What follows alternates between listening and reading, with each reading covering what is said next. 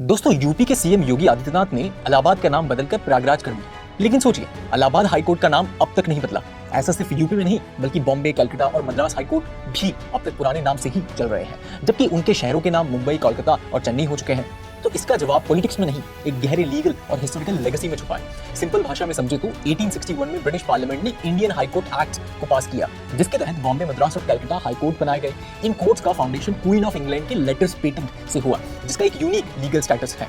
Calcutta high court को 1 जुलाई 1862 को शुरू किया गया था, जो कि इंडिया का पहला हाई कोर्ट था। 2016 में सरकार ने एक बिल लाया, high courts alteration of names bill, जिसमें हाई कोर्ट्स के नाम उनके नए शहरों के नाम से मैच करने का प्रपोजल था।